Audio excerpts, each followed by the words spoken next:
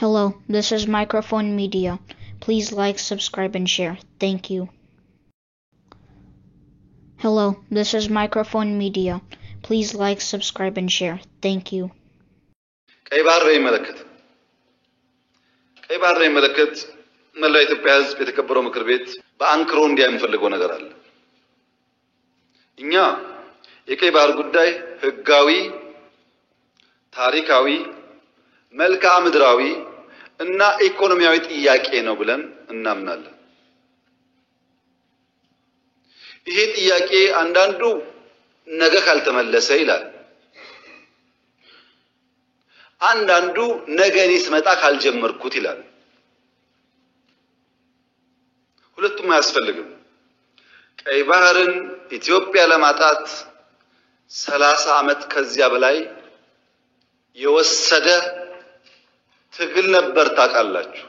በ30 ዓመት ትግል ውስጥ በብዙዎች ርብርብ ነው ኢትዮጵያ ያጣችው። ሌላ 30 ዓመት ያስፈልጋታል ብዬ ግን አላስብም። በተረጋጋ መንገድ፣ በሰከነ መንገድ በውይይት መሄድ በጣም አስፈላጊ ነው። የፈለገ ብንወያይ ግን ለማጣት የፈጀብን 30 ዓመት ለማግኘት ይፈጅብናል ብዬ ግን አላስብም። ጊዜው ግን በቂ ስለሆነ በተረጋጋ መንገድ ማየት ያስፈልጋል። ምክር ቤት የኢትዮጵያ ሕዝብ እንዲያምፈልገው ግን ጥያቄው ስናነሳ አንዳንዱ ሾርት ስለሆነ ሚሞሪው ዛሬን ብቻ ስለሚያስብ ትንሽ ዳራው ልስጣችሁ። መጀመሪያ ኢትዮጵያን የቀይ ባህር አክሰስ ያሳጣው ውሳኔ ማን ወሰነው?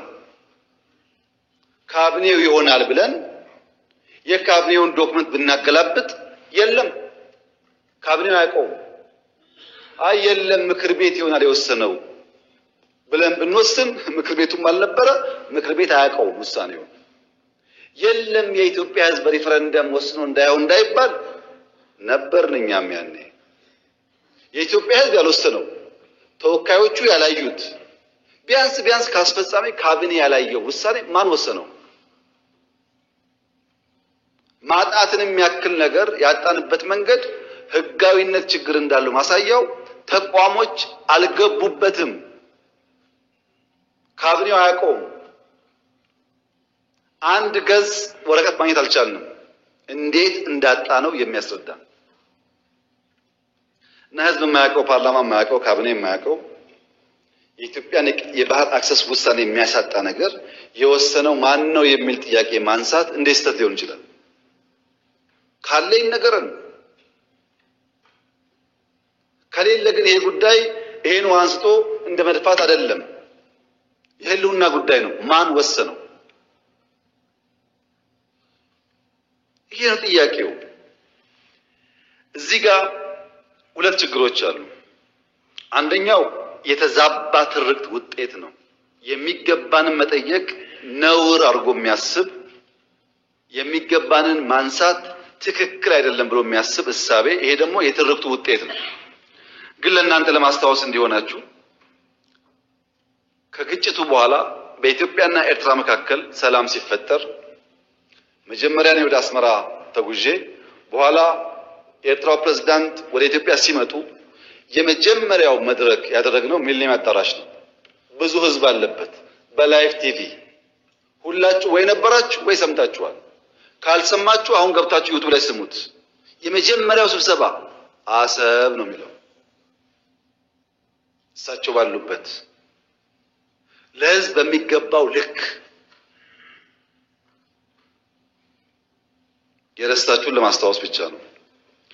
ኤርትራ ስመላለስ አስመራን ካየው በኋላ ከክቡር ፕሬዝዳንቱ ጋር አሰብ መሄድ ፈልጋለሁ ብዬ አሰብ ሄጄ ነበረ። አሰብ ባህሩ ጋር ቆመን ያወራነው ምንድነው? ስለ ፖርት ነው። ተመልሳችሁ ማየት ትችላላችሁ። የት? ኤርትራ ምድር ውስጥ። ሶስተኛ የመደመር ትውልድ መጽሐፍ ላይ በግልጽ ጂኦፖለቲክስን አስፍሬ የአሰብ ጉዳይ አስቀምጬ ለኤርትራ ባለስልጣናት በስጦታ ልኬላቸዋለሁ። ሚስጥር እኮ አይደል፣ ያውቁታል። ለሁሉም ልኬላቸዋለሁ። አራተኛ እናንተ የምታውቁት የዛሬ 6 ዓመት 5 ዓመት ባህር ኃይል አቋቁመናል እና ምን እዚህ ውስጥ ነው ባህር ኃይል አቋቁመናል?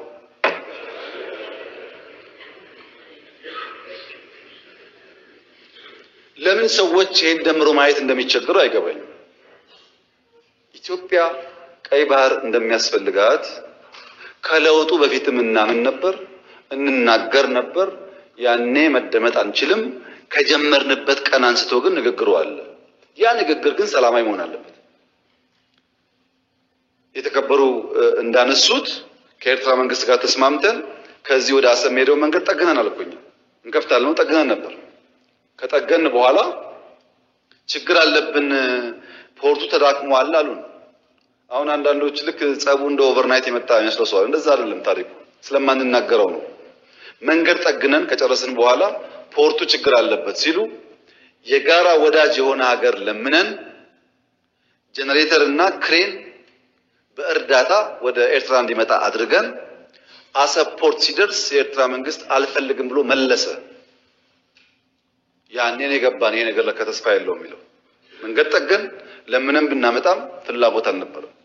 ወደ ኤርትራ ልክ እንደ ሱዳን ልክ እንደ ጅቡቲ በእኛ ውጪ ፓወር ትራንስሚሽን ቀጥለን ፓወር እንስጣችሁ ጄኔሬተር አትጠቀሙ ብለንም ቆይ እናስብበት ነው የተባለው። አሰብ ሲሄድ የአሰብ ከተማ ቅድምም ብያችኋለሁ፣ ኢትዮጵያ ውስጥ የቤት ችግር አለ። 1.5 ሚሊዮን ቤት መገንባት አለብን ብያችኋለሁ። አሰብ ሲሄድ ቤት አለ፣ በር አለ፣ ሰው የለም። ይሄ እውነተኛ ታሪክ ነው። ይሄንን ከተማ መልሰን ህይወት እንስጠው፣ ስራ ነው ህይወት የሚያመጣለት የሚል በየጊዜው ተነጋግረናል። ሁሉም ኢንቮይ የሚሄደው ተወያይቶበታል። በኤርትራ በኩል በግልጽ ባላወቅነው መንገድ ለዚያ ጉዳይ ምላሽ ለመስጠት ብዙ ዝግጁ አልነበሩም።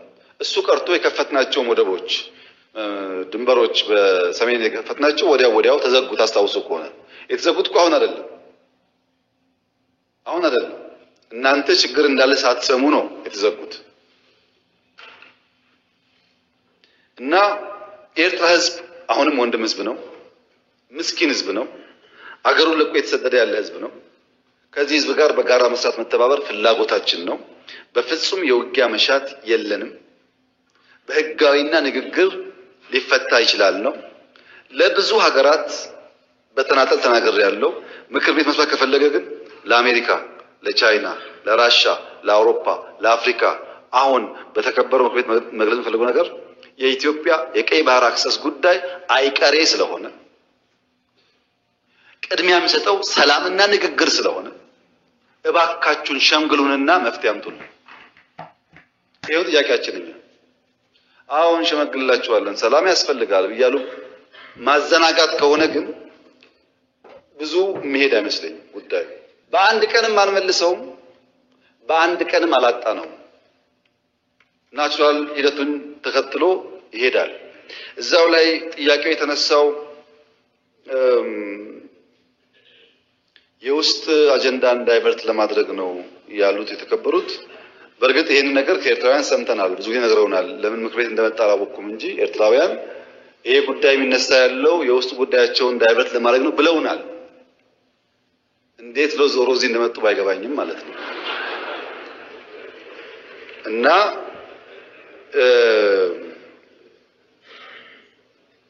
በፍጹም አይደለም።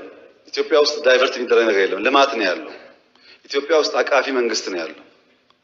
ምንም ዳይቨርት የሚደረግ አጀንዳ ያለው የህዝብ መንግስት ነው ያለው። ለህዝብ የሚሰራ መንግስት ነው ያለው። ውጤት እያመጣ ያለ መንግስት ነው ያለው። በብዙ አፍሪካ ወንድሞቻችን የሚቀናበት መንግስት ነው ያለው። ዳይቨርት ማድረግ ሳይሆን ህጋዊ ባልሆነ መንገድ ያጣነውን ጉዳይ ማን ወሰነው ብሎ መጠየቅ ግን ከማንም ሊና ካለው ሰው የሚጠበቅ ይመስለኛል። እና በዳይቨርሽን ታይቶ ትርክቱ እንዳይበላሽ የእናንተም ታሪክ እንዳይበላሽ ብታስቡበት። እኔ መሰጋው ነገርየው ሲሳካ ደግሞ ያኔም ብለን ነበር እንዳትሉ ነው። 1,000,000% እርግጠኛ ነኝ ኢትዮጵያ ተዘግታ አትኖርም። ማንም ፈለገም አልፈለገም አትኖርም። እና